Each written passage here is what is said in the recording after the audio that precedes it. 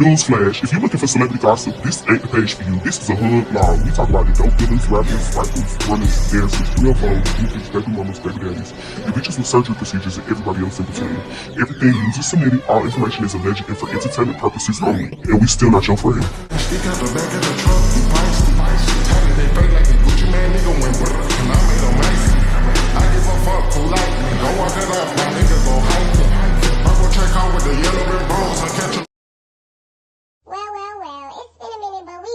popular demand, back in this bitch, yeah, like we never left. I will say that after a month of several attempts and contacting Meta and Instagram, the original profile, Atlwhispers, is gone, and we had to accept that fate. Unfortunately, it is what it is. I mean, there is a price that you have to pay when you expose certain shit, certain lifestyles, certain bullshit that people got themselves into, you know, certain allegations and accusations. It comes with the territory. What can I say? It's really devastating because the Instagram page had over 500,000 engagements. Some of my followers were my real day ones, were really locked in with us. Some celebrities were following. Some now there's TV bitches. All kinds of bitches was really tuned in and tapped in. All kinds of niggas, players, ballers. You know, so we really grieved our page over here. It was a lot of information. It was very much so organized on that page. And we had a lot coming in and coming out of that page. And it kind of, no cap, that shit kind of slowed down the motion a little bit. It slowed down the motion a little bit. So with that being said, we're going to change the trajectory of the blog and what we're doing over here at Atlwhispers. And we're going to give y'all something a little different. But before we start getting into all of that, first, we're going to put belt to ass to the niggas who we believe got us deleted in the first motherfucking place. In the days prior to us getting our Instagram page deleted, we had covered a story that was referring to our last YouTube video, Peso Montana, and his charges and his sentencing that he received for sexually assaulting multiple women in the Atlanta area. Well, it was going around after that he wasn't the only nigga in the city who had been or assaulting women for multiple years in the city. So the names started coming out about who they were saying was, you know, doing these things as well. And the names that I seen, they really weren't that shocking because a couple of these names I had heard of myself anyways. So over the years, there's been plenty of stories that have came out about Uptown on different platforms, Instagram, Twitter, TikTok, you name it. Everybody has a story about Uptown being a piece of shit photographer. And I even know people personally that have had experiences with Uptown that weren't all that great. So somebody came in, a whisperer came in the DMs and said, this was her words exact, yes, I paid Uptown to do my shoot for my birthday.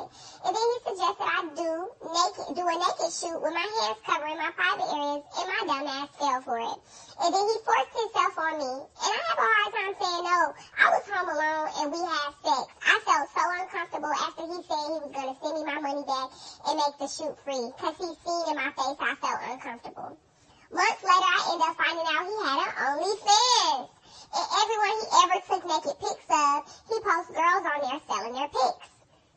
Oh, and yeah, he never sent me my pics I paid for, nor my money back. Mind you, I wasn't even legal yet. I was like 17, still can't believe my dumb ass got taken advantage of and fell for that dumb shit. Yeah, so the allegations and the stuff that I was hearing about Uptown previous to this was definitely that he was scheming and scamming, doing low budget ass photography, but doing high class photography for a certain audience.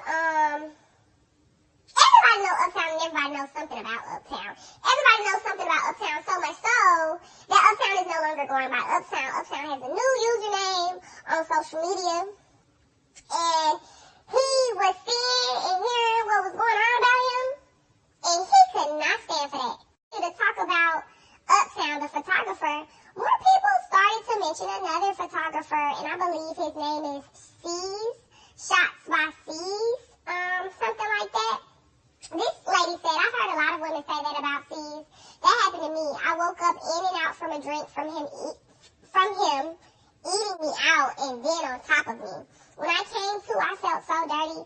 I just left and never spoke to him again. Didn't feel safe to speak on, so I just took it as a lesson and also stopped doing photo shoots. And who I heard about for some years now too, but never really had no dealings or no run-ins with, they said, I met Jimmy through his homeboy Sease, who does photography, and also sleeps with girls drunk. And I didn't know how to handle my liquor back then and fell asleep and woke up to them running a train on me, taking turns. It was about 3 to 4 of them, but during the first 2, I was definitely still unconscious. There is multiple different women who don't know each other. They don't know who's sending in what, and everyone is in agreement of what is being said and what's taken. Ain't nobody motherfucking lying on y'all.